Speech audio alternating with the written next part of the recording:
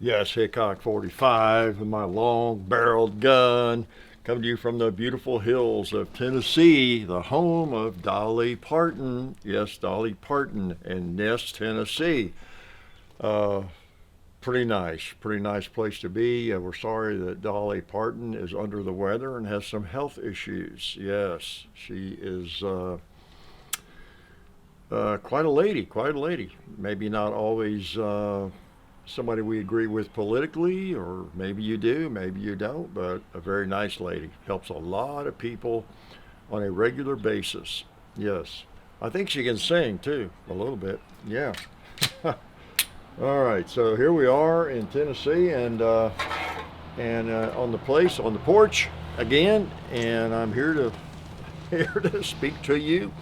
And it is number 301. Last week I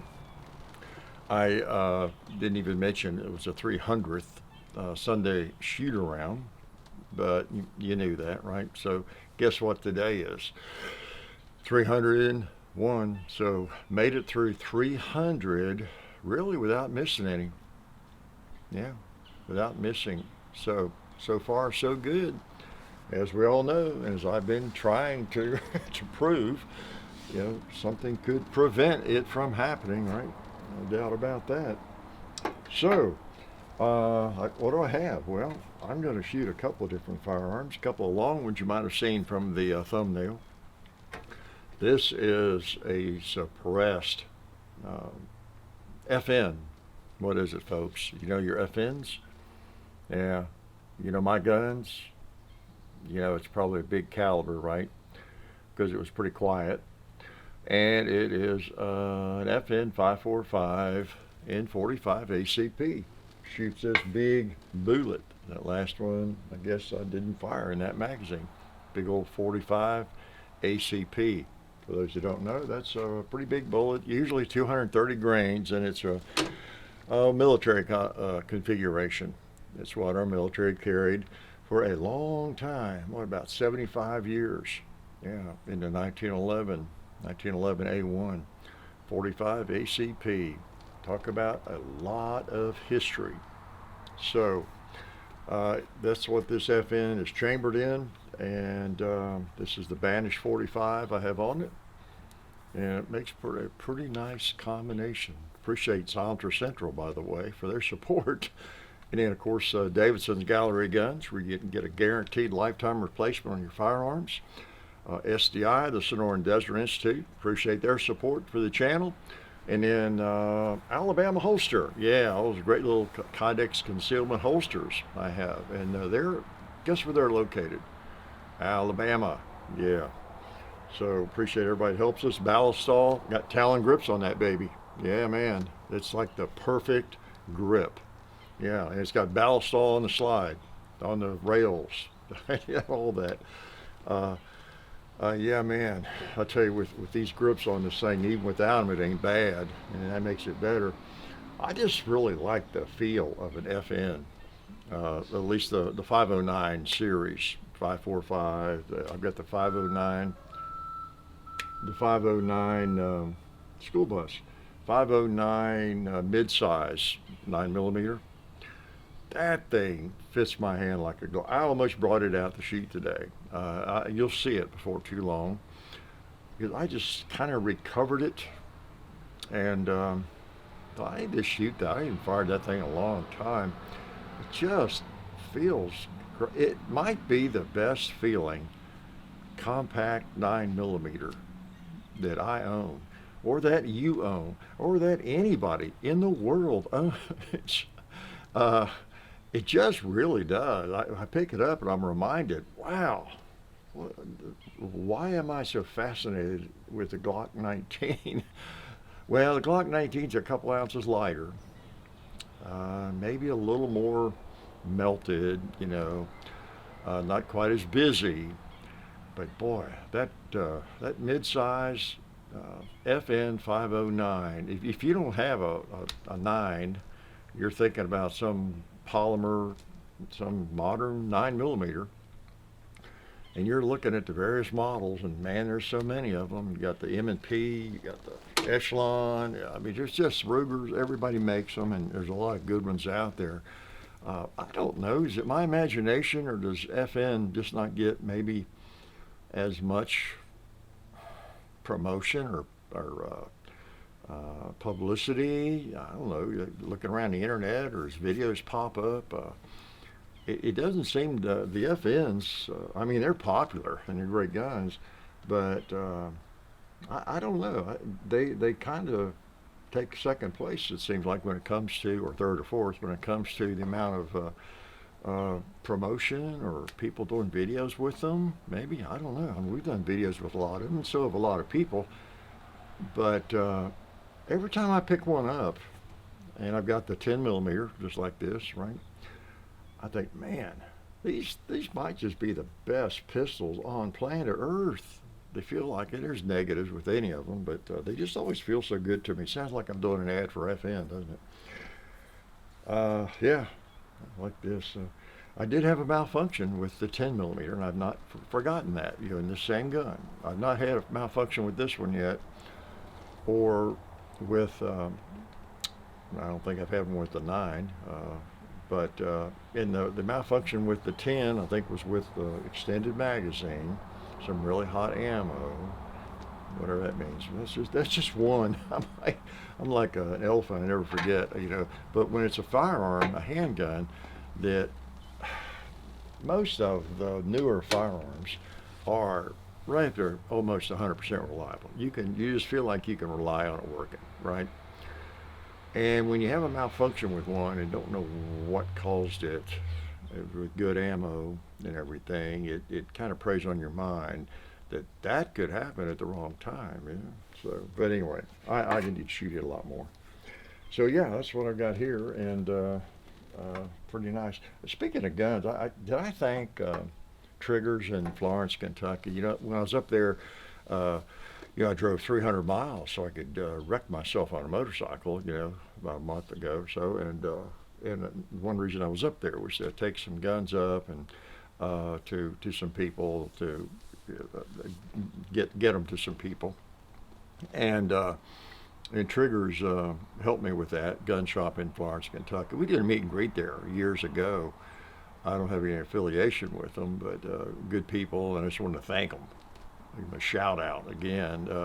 They wouldn't take any money. I wanted to pay the transfer fees and all that, and for these donated guns and everything. And they wouldn't take anything, not a penny, and all that. And I just appreciate them. So anyway, been meaning to thank them if I haven't.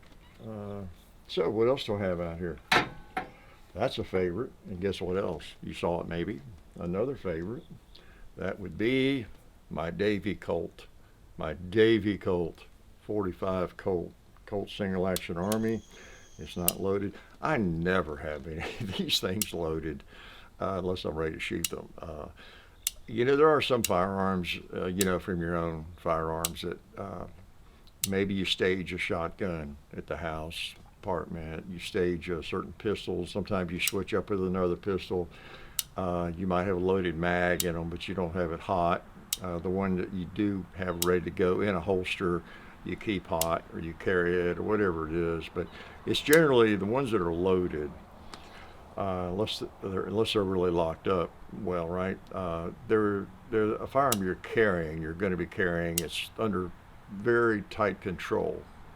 If you're a sensible person, right, you have good control over it. Otherwise, firearms are just range guns you have around. You probably don't keep them loaded.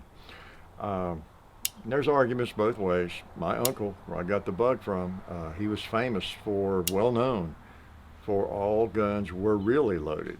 He kept them all loaded, and everybody knew it, and everybody was afraid to touch them. They were like rattlesnakes. He kept them locked in a case and everything. but he just always, I don't know, maybe part of that was fiction. He just told everybody that, just said no one would ever mess with one. I don't know, but there's arguments either way, possibly, depending on whether you have rascally little kids or other people in the house a lot and that kind of thing. But a Colt single action, it's never going to be loaded. Never going to be loaded unless I'm taking it out to shoot it, and then I load it when I'm ready to shoot it, because I don't keep these as defensive firearms, ever. Never going to be relying on one, I don't think. You never know. So, but anyway, in the interest of making sure you're aware, I'll let you know it's unloaded. But it's 45 Colt. Imagine that. Yeah. God's caliber from 1873. Yeah. Some people prefer 44 in these things. And there are some people, I think, who labor under the delusion. Actually, it's not. 44 is a great chambering, and there are a lot of those made and everything. But they think of these as 44s, and that hardly anybody had a 45 Colt, and we make too big a deal out of the 45 Colt. Well, not exactly. Here I go again, starting to talk about something. I should check my history. These things were originally 45 Colt. For how many years before they came out in 44? I think it was 76 or 7. It was later in the 1870s. Whereas in 1873, when they came out, it was 45 Colt. So the military and civilians had them in 45 Colt, and it was kind of designed to stop a horse. Powerful cartridge, and boy, they are. If you've ever fired a 45 Colt, and I have, a full case of black powder, the way they came out, man, it's a handful of one of these things. It's a handful. It's a magnum. Yeah, it really is. So powerful. So can we shoot it? Well, might as well. Put some ammo in it. Got some Underwood here. All right. Yeah, man. Let's put one in, skip a chamber, and 4. See if I can hit anything with this thing. My Davy Colt. I might need to explain that to some of you. It's on half cock. I'm going to full cock it. All right. Need my ears in for this one. No suppressor. All right.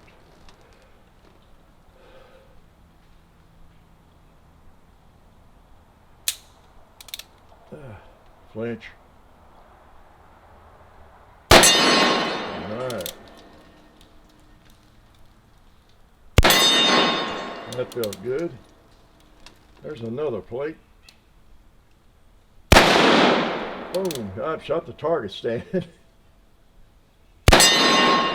I put one on the cowboy with this.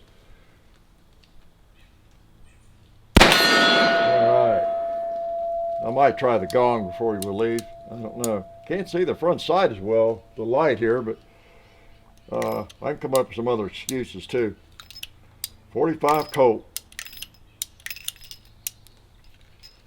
Many of you who know firearms pretty well, it's 45 Colt. It's not 45 long Colt really, but a lot of people call it 45 long Colt, don't they? And it really, really grates on some people's nerves when they hear it called 45 long Colt. I've talked about that a time or two maybe. Well, don't be too hard on people. It's there's reasons for it. Yeah, it is officially 45 Colt. But look on the box. This box, Underwood, 45 long Colt. I can go pick out 3, 4 other boxes from different manufacturers, and it'll say 45 long Colt. So why do they do that? Do they not know any better? Yes, they do. Same reason it got to be called 45 long Colt by a lot of people. I suppose. You had other cartridges. The 45 Schofield, which was a shorter case, shorter cartridge. And it's completely understandable when people are talking 45 Colt 45, you know, that people would start throwing in the word long in there, you know, to differentiate it, because they had a big problem with that, getting ammo mixed up in the military. Back in the 1870s, you had the Schofield. They were adopted as well, 45 Schofield, shorter cartridge.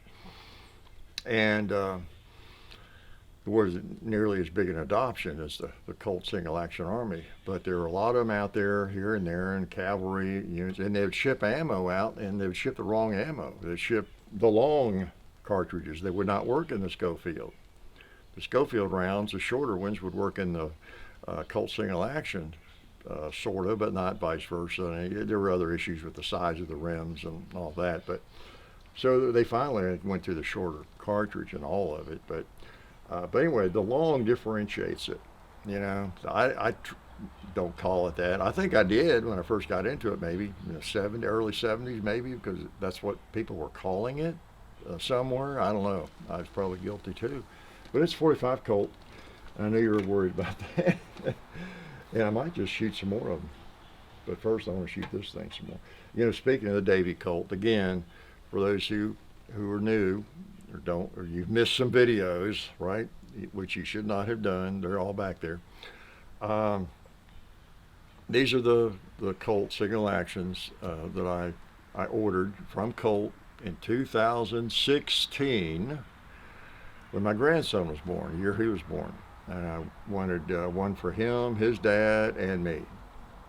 Me, my son, and my grandson, all three of us, in consecutive serial numbers. They're in consecutive serial numbers. So I wanted to do something like that with a knife or something, a set of three, you know, similar items for each one of us on the year he was born.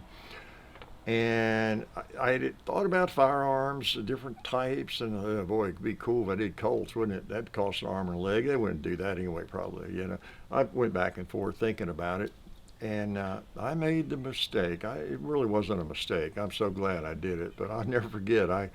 I'd put it off. I looked up the number and everything. I'd carried around on my to-do list to do. Just hadn't done it. So I don't know how. They're not going to do that. I probably never get to talk to anybody and get it worked out anyway. But I remember being out in the barn, my workbench. I pulled, I'm just going to go ahead and call them. Pulled that out, that number, and I called. And it either went right to the custom shop or they patched me through to the custom shop. I don't remember. I think it was the first people that answered.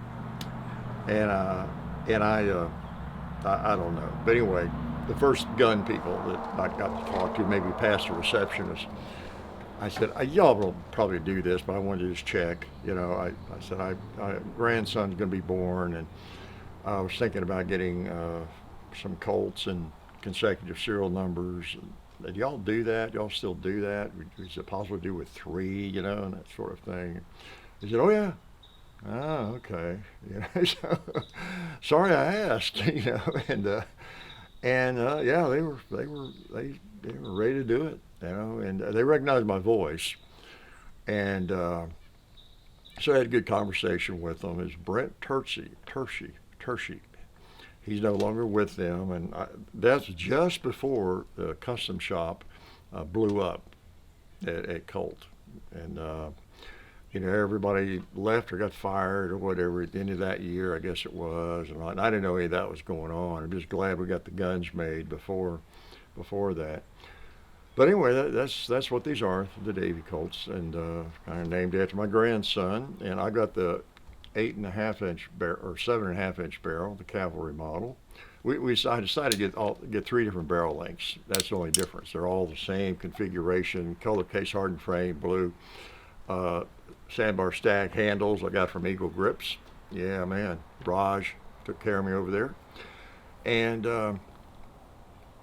I've got me, the 7.5-inch, John, the 4 3/4, and Davy, the 5.5. Okay, so that's what that is, the Davy Colt. We got a video called the Davy Colts 3 Generations or something like that. Look it up. Every now and then they show up in a video. All right, so I know you're dying to know about that, and you're dying to see me shoot this thing again. Oh yeah, the old FN 545 and 45 ACP with a Banish 45 on it. I had some magazines loaded and ready to go here. Let's try this. This is an extended mag, isn't it? Maybe not. And I've got one here that's, yeah, it's got different ammo in it. This is my bedside gun, by the way. All right. Y'all still there? Yeah. Okay. Let's try the gong again.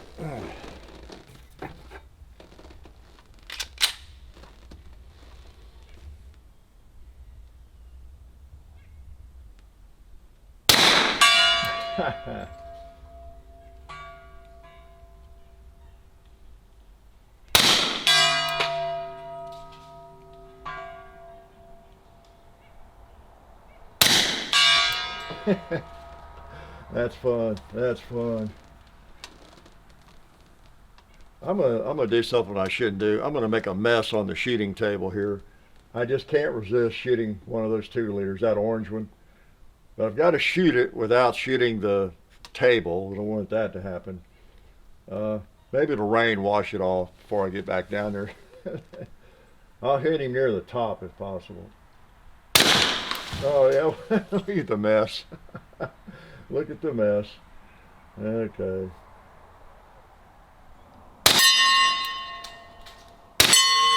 Oh, nice. Cowboy, you need one of these.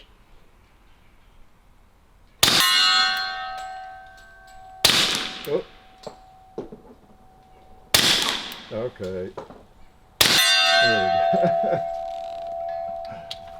we go. My arm getting tired. It's not that bad. It's got such a nice grip, and the suppressor really, even though it's longish, is not that heavy, you know. And so holding it steady is not a problem. Pretty nifty. So one-handed, weak-handed, whatever. I've still yet to have a malfunction with this thing, and I like it. I like it. Pretty nice. Well, like I say, I like all 3 of those, and that's something to consider if you're looking for a handgun, and you're not locked into whoever, Walther or Ruger or Glock or who was I just FN? Who was I looking at the other day? Springfield Echelon.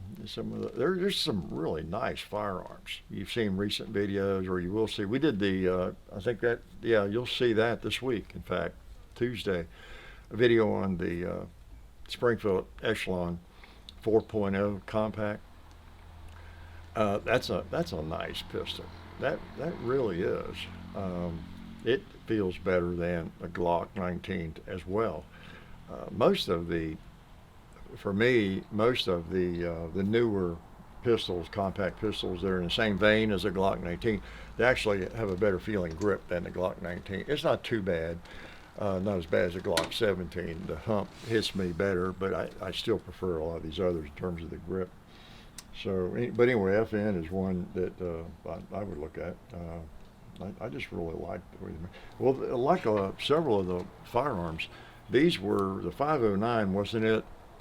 Their submission pretty much for the military trials back in 2015, 16, 17, whenever, when SIG got selected.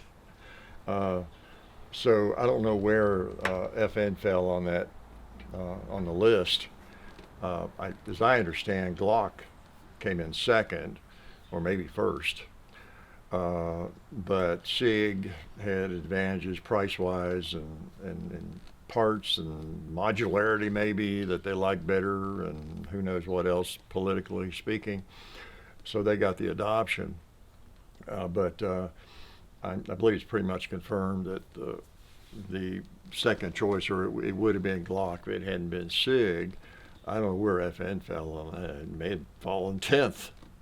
I don't know what might have eliminated them, but they're nice pistols. They really are. Yeah, and so sure are.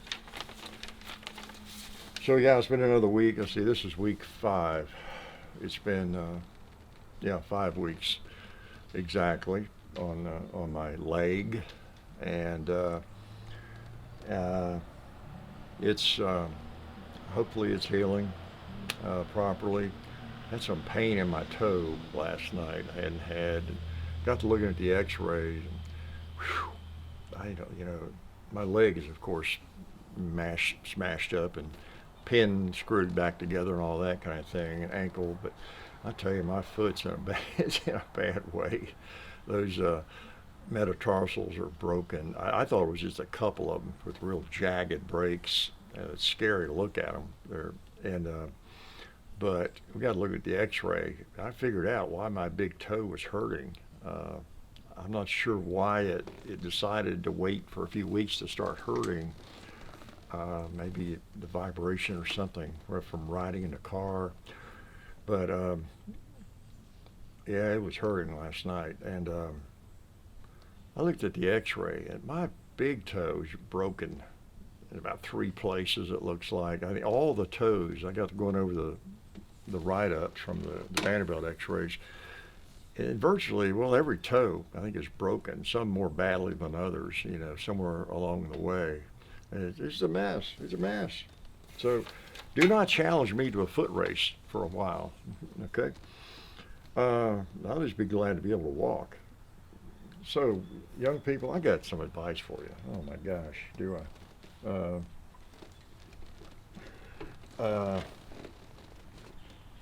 I've been advising young people especially because I've always, where I taught school for so long, and I know the peer pressure and how crazy it is, especially in middle school, even high school, getting ostracized from the group and how cliquish everybody is. Adults are kind of the same way, but it reaches a peak in the middle school, high school, I guess, and how tough it is. People who don't like you or don't invite you to their party or whatever, and trying. I've advised you for years. Try not to let that bug you too much. You probably don't want to hang out with those people. If they're ostracizing you at all, or they're fickle, that kind of thing, and everything. But anyway, and then with social media, we learned this 18 years ago. So we got a PhD in this long before a lot of other people did. But how you just, it's amazing how people get mad at you for nothing.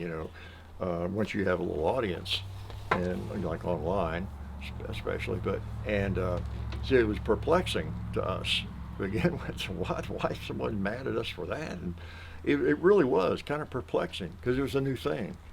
And it was also kind of a new thing for that to be happening, unless you were like a celebrity in Hollywood or something. You got used to that from the magazines and all that. But in terms of the everyday person like you and me, having a YouTube channel or being on social media and exposing ourselves to a lot of people, it was kind of the early days of that, really. And so it was kind of perplexing, things that people get upset about and get really hateful about. It was crazy. And then again, as usual, a very small group seems bigger than it really is. So I didn't lose any sleep over it, but it was just really kind of strange and perplexing. And then through the early years, John and I learned that, okay, it's just the way it is. You don't worry about it. You just go ahead and do your thing, And so I've tried to pass on that advice to people. And expect it, get used to it, don't worry about it, because there's going to be those people.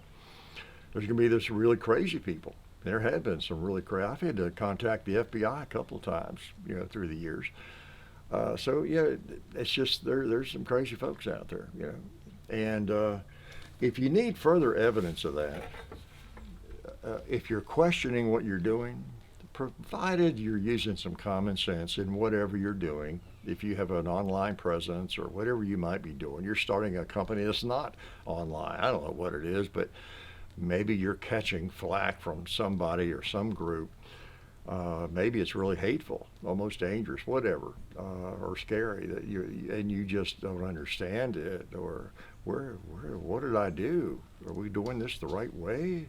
Surely these people wouldn't be that upset if we were on the right track or whatever. Well, here's some further proof that came to me this week. Well, first of all, of course, we have a person who, by all accounts, is just a great guy, right? Promoter of freedom of speech, if there ever was one, a promoter of freedom of speech. So what, a month or so ago, gets assassinated on college campus. Okay? And the point, though, is all the people celebrating. So you thought people were kind of sensible? You saw it. You saw that. You saw the videos. Okay? Keep that in mind. And then a lot of people have been studying, who Harvard and several medical schools and various groups have been studying the effects of what, Tylenol, right, in autism and all that kind of thing. And so those findings are brought out, what, about a week ago or so. And yeah, fair amount of credibility. Could be a link. May not be, but it looks like there might be a link there. Well, what happens after that? People just trying to help out, trying to rid the world of some strange disease that's sort of mushroomed in the last 20, 30 years for some odd reason. It's something that a lot of people are doing, right, that we were apparently not doing so much back 50 years ago or 100 years ago. So anyway, you saw the videos on that, probably in news reports. People doing videos on TikTok, I guess, and YouTube. Pregnant people, whoever that would be, right? Pregnant people, women taking Tylenol, yeah, in videos, yeah, just to show it must not be true, I guess. Yeah. So those examples I throw out there. Do you need further evidence? Is that enough evidence for you? Just those couple of examples of why you should not worry about backlash you get for anything you're doing or saying, probably. Now, if you're doing something really totally bizarre, yeah, maybe, but for the most part, you really do have to ignore the crazy side of society, don't you? You just really do. And I think that's where we've gotten, I think people have gotten kind of clued in about that much, much smarter. Like I say, John and I got pretty smart about that back 15 years ago. Okay, we see how it works. That's just going to be part of it, And that's kind of the way it is now. There's going to be Looney Tunes out there. There are lunatics, and more of them than I thought, as I think I said last week. And they're just going to be there. So follow your own instincts is my advice, young people and old. Follow your own instincts. Yeah, make sure you're doing the right thing, and give credibility to the advice from your friends and your family, people in your circle that have some common sense. Just know you're doing something that's constructive. You're not doing something. You're not a Looney Tune, okay? I'm not really talking to the Looney Tunes. I'm trying to talk to the people who are not Looney Tunes.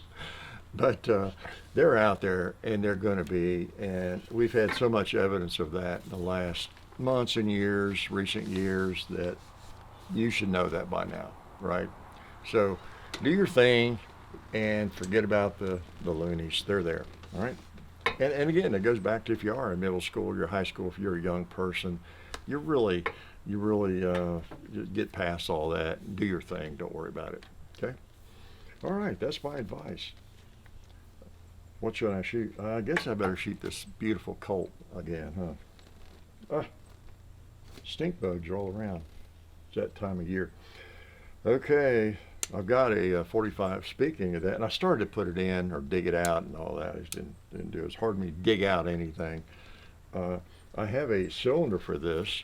That was the other nice thing about all three of those Colts, the Davy Colts, is they all have a fitted cylinder so that they will also shoot this cartridge, the 45 ACP. Yeah. I should have put that in, dug it out, and I could have shot the same cartridge in both firearms. And there is a difference, right? One of them's long. Yeah, long Colt. See, there's a difference. 45 ACP, 45 Colt. Okay. So let's load this thing up. Take a shot. 45. A nice one. A nice one. This one prints just a little high, like I guess most of them do. Well, I don't guess. I've had a lot of. I don't have to guess. This is one firearm I know pretty well, and I've owned probably 20 different ones, I guess. And I would say, 80% of them probably printed a little high. They're kind of set that way, I believe. Some of the short-barreled ones print really high, which I don't like it. It's okay if it prints a little high, but I don't want it to shoot too high. All right. I'll sling a couple at the gong. I don't feel like I'm seeing the sights well enough. Again, I'm having to get by on my backup glasses. I've got all kinds of excuses, don't I? That was my glasses and my bones were my biggest losses in that accident. Okay. So I got to get to a good optometrist, eye doctor. I'm not sure what. I may look at. I was really contemplating over the last few months. I don't think I have cataracts. My wife had them a little bit. She got the surgery with new lenses put in, and she says it's a world of difference. So she thinks I'll notice a big difference, even though I don't really have cataracts very bad at all, I don't think.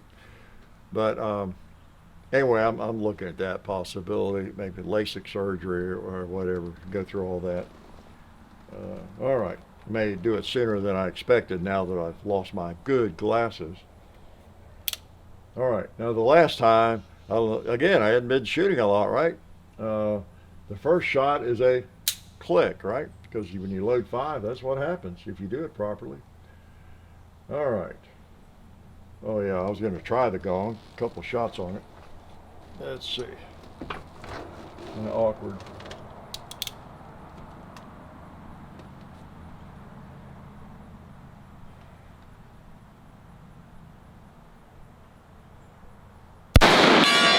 All right. Made my day. Those are pretty hot. Made my day. Cowboy needs another one. Yeah, that's smaxing. Smaxing. So is a tombstone. Holy. See if I can hit that orange 2-liter down there. I don't know if you can. I think you can see it. Yeah.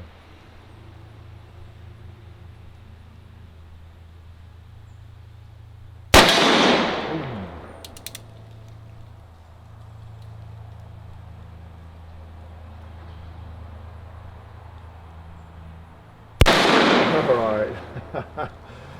I think that was the last shot, wasn't it? All right. 45 Colt. Long edition. Like I said, don't give people too hard a time about calling it long Colt. There's a little more justification for that than calling this a clip, because this just is not a clip, it's a magazine. It is a magazine, that's a proper word for it.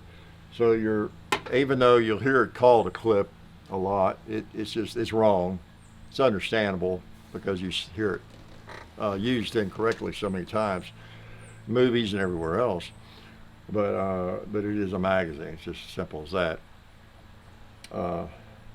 Whereas with the 45 Colt, long Colt, and all that, it is 45 Colt, but it's just called long Colt kind of officially by enough people and ammo companies, and probably has for a long time, that you can't give somebody too hard a time. Think about being a novice shooter and you're going to a gun shop and you don't have but one gun or a couple of guns, and you get a 45 Colt, and you're looking for ammo, and And the guy behind the counter said, "You got some 45 long Colt?" Yes. And he gives you a box, and it says 45 long Colt on it. And so, you know, you're new to firearms. My gosh, it says it on the freaking box. It must be 45 long Colt. You know, so you can understand and not, you know, give those folks too hard a time about that. Please don't do that. And yeah, but the 45 Colt is quite an animal. If you're new, search 45 Colt or Colt Single Action Army, Colt SAA, whatever. On our channel, you'll find lots of videos on the Colt Single Action Army, the history of it, and you name it. All the various ones I've had that I've done videos with, and my favorites. In fact, the last, I guess it's the last single action revolver I'd ever give up. That's the video. It's not the last Colt single action. I think it's the last single action I'd ever give up.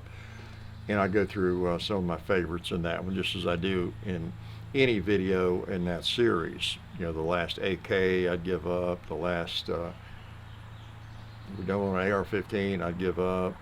You know, last 357 I'd give up. We've probably done 10 or 12 of those. The last pump shotgun I'd give up.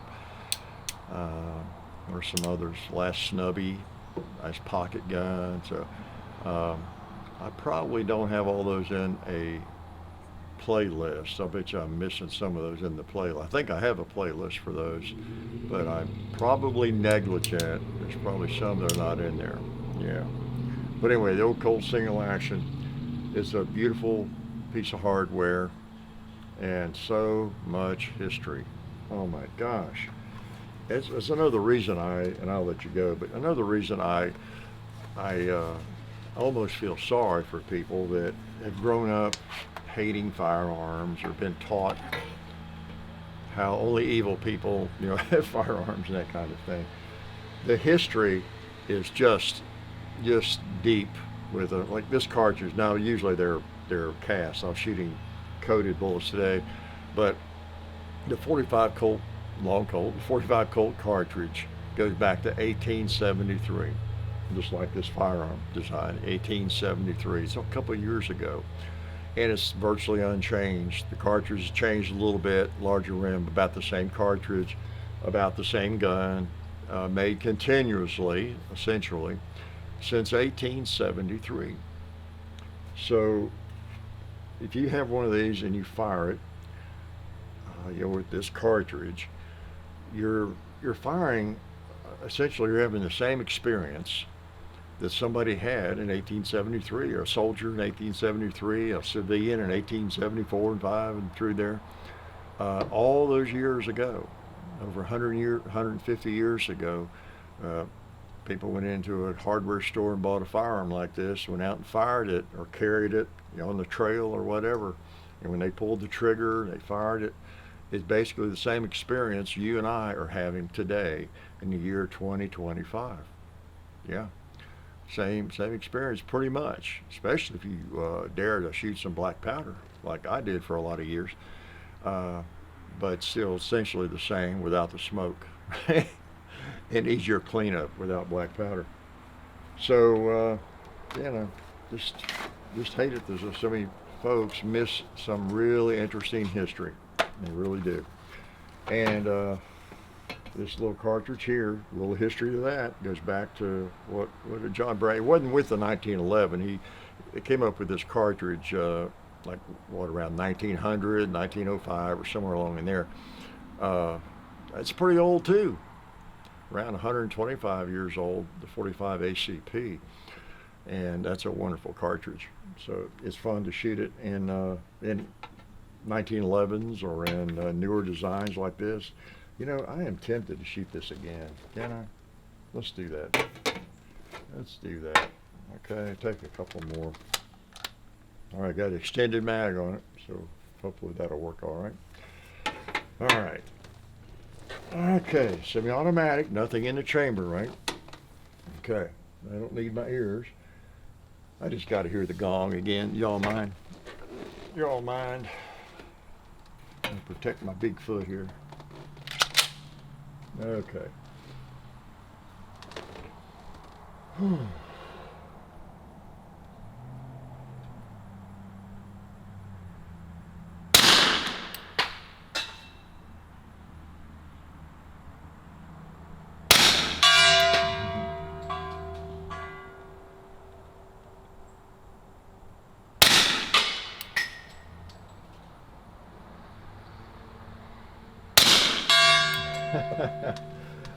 Let's try that red plate on the left over there. See if I can come close to it. It's pretty dusty. I should be able to see where I'm hitting, where I'm missing. You should be able to see too. Yep, hitting the wood. Saw that one. Yeah, I knew that hit it. Oh, it's resting against the ground. You get a thud instead of a ring on that one. All right, I just wanted to hit him once. We haven't seen our little Bambi buddy today, have we? Comes around every day. He's around last night, creeping around my bamboo over there. Yeah, that's a nice rig. Nice rig. I keep my eye out for him because actually he kind of gets under the porch over here and sleeps. It might be where he is right now. I startle him and he runs out. So it's kind of like a pet, except I've not petted him, it, her, whatever. So I will not assume gender, okay? I don't know its pronouns yet, so I don't know if I ever will. Well, I guess I would if I started seeing big antlers, right? So anyway, I'll let you go, and I have yacked enough. I guess I fired enough bullets over there onto the hill. And again, thank everybody. I want to thank everybody that helps us out. And don't miss a video every Sunday, Tuesday, and Friday. And like I say, I'm glad I had a really good summer. We did a lot of videos, had a lot of guns in here, and so I'm able to sit back and heal and come out on Sunday, take a few shots with you, yak at you a little bit, and still keep everything going as always. So 5 weeks, they say 8. I tell you, when I look at that foot x-ray, I don't know. It hurts to even think about walking on it, putting any weight on it. So hopefully it's healing and I'll be able to do that and start getting the strength back on it. So I will talk to you all later. I hope you have a great week. I hope you're having weather similar to ours. It's just really nice. It's warm, but it's really nice like this. You know, it's just fairly clear, warm, but not too humid, and great weather for shooting. Great weather for doing anything, really. Traveling, mowing the grass, just whatever you might want to do. So I'll see you next week if all goes well. That will be 302. 302. Think we'll get to 3,002? Probably not, but hopefully at least 302. Especially if I stay off of motorcycles. Life is good.